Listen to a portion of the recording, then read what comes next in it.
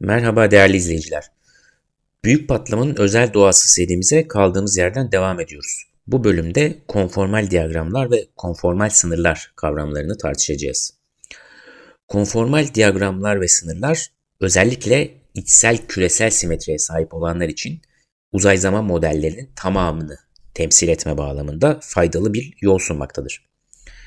Bu kavram Oppenheimer-Snyder kütleçekimsel çöküş modeli ve kozmolojik Friedman uzay zamanı gibi uzay zamanları tanımlamada uygulanabilirlik sahası bulur. Konformal diyagramlar sonsuz uzay zamanı sonlu bir bölgeye sıkıştırarak bu uzay zamanların temel nedensel yapısını yakalar. Bu teorik analizde paha biçilemez bir özellik haline gelmektedir. Kesin konformal diyagramlarda düzlemde iki boyutlu bir omega bölgesi içinde tam küresel simetriye sahip 4 boyutlu bir uzay zaman manifoldunu temsil ediyoruz. Yani aslında bizim alanımız 2 boyutlu bir tahta düzlemi içerisinde, fakat buna 4 boyutlu bir manifoldu burada temsil etme amacıyla şekildeki grafik çiziliyor. Burada omega içindeki her nokta M'deki bir kürenin değerindeki noktaları temsil ediyor. Yani buna bir S kare anlamında S kare uzayı diyebiliriz. 3 uzaysal boyutu 2'ye sıkıştırmış oluyoruz bu bağlamda. M'deki geometri ve nedensel ilişkileri anlamak için kritik olan yapı da bu şekilde korunmuş oluyor. Yani M manifoldu içerisindeki kritik yapı. Bu basitleştirme omega'nın merkezi bir eksen etrafında döndürüldüğünü hayal ederek manifoldun 4 boyutlu yapısını kavramsallaştırmamızı sağlıyor. Omega içerisindeki her nokta daha sonra dairesel bir yol izliyor. Bu dairesel yollar S üzeri 1 şeklinde temsil edilebilir. Tam 4 boyutlu bağlamına genişletildiğinde bir S kare küresi oluşturuluyor. Yani şöyle düşünebiliriz. Bu S üzeri 1 yolunda aslında yukarıda dilim dilim şekilde temsil edilen bir silindirik yapıya kavuşuyor. Yani bu yolları birleştirirsek biz S üzeri 1 yollarını S kare küresini oluşturabiliriz.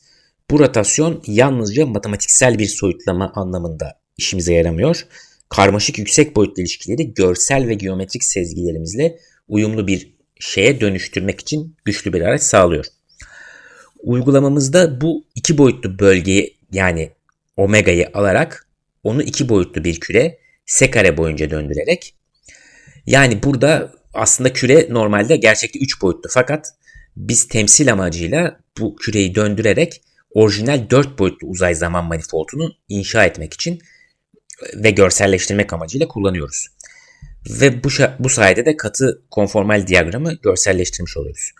Bu adım simetrinin nedensel yapısının sadakatini korurken bu temsili basitleştirdiği uzay zamanlarda kullanmamıza olanak sağlıyor. Katı konformal diyagramların temel bir özelliği genellikle omega bölgesinin sınırında bulunan dönme ekseni. Diyagramda gördüğümüz gibi bu eksen üzerindeki noktalar tam uzay zaman manifold M'deki tekil noktalara karşılık geliyor. Ve her biri yine S kare küresi içerisindeki tek bir noktayı temsil etmekte. Bu ayrım omega'nın belirli sınırlarının asimptotik veya olay ufuklarını yansıttığı kara delik modelleri gibi durumlarda da daha kritik hale gelmektedir. Bu sınır genellikle diyagramlarda kesik bir çizgi olarak gösterilir. Şekilde de burada kesik çizgileri görüyorsunuz. Ve küresel karakterin 4 boyutlu uzay zamandaki bir noktaya çöktüğü ve manifold içindeki tek bir çizgiyle sonuçlanan simetri eksenini belirtiyor. Konformal diyagramlar konformal bir çerçeve içerisinde çalışmaktadır. Yani belirli metrik ölçekleme kaygısı olmadan manifold içerisindeki nedensel ilişkileri yakalar.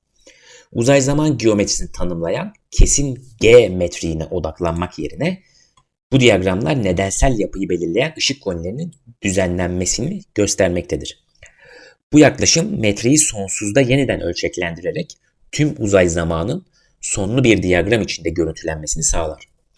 Ve bu da manifoldu etkili biçimde sıkıştırır. Böylece sonsuz mesafeler nedensel ilişkileri korurken sonlu hale gelmektedir. Omega manifoldtan bir konformal yapıyı miras aldığından, yani onun içerisinde bir bölgeyi kendi içerisinde barındırdığından, manifoldun geleceğe yönelik sıfır konileriyle hizalanmış bir çift sıfır yönüne sahip olduğu anlaşılır. Kesin bir konformal diyagramda bu sıfır yönleri yukarıya doğru, yani dikeye 45 derecelik açıyla düzenlenir ve nedensel bağlantıların görselleştirilmesini basitleştirir. Bu kural Minkowski uzayı gibi temel uzay zamanları temsil etmede özellikle yararlıdır. Burada radyal sıfır çizgileri Minkowski uzay zamanı standart diyagramlarında görüldüğü gibi benzer şekilde yönlendirilmiştir. Konformal diyagramların faydası belki de en iyi kara delikler veya kozmolojik ufuklar gibi sınırları olan uzay zamanlara getirdikleri netlikte görülür. Burada uyumlu sonsuzluk kavramı erişilebilir nedensel sınırları tanımlar. Bu diyagramlarda ışık konilerinin 45 derecelik yönelimi nedensel yapının doğrudan bir yorumunu sunmaktadır. Burada bu yönlerde hizalanan omega içindeki yollar ışık benzeri yörüngeleri temsil eder ve olay ufuklarını, tekillikleri ve sonsuzluktaki asiptotik davranış anlamımızı kolaylaştırır. Sonsuz bölgeleri sonlu bir çerçeve içerisinde temsil etmenin bir yolunu sağlayarak konformal diyagramlar özellikle küresel simetrinin temel nedensel ve topolojik özelliklerini korurken uzaysal boyutları basitleştirdiği senaryolarda genel görelilikte küresel yapıları analiz etmek için paha biçilemez bir araç sunmaktadır. Konformal diyagramlar şekilde gösterildiği gibi benzersiz özelliklere sahiptir. Minkowski uzay zamanı gibi sonsuz bir uzay zamanının tamamını sonlu kompakt bir bölge içinde temsil ederler. Bu durumda dik açılı bir üçgen şeklinde temsil edilir.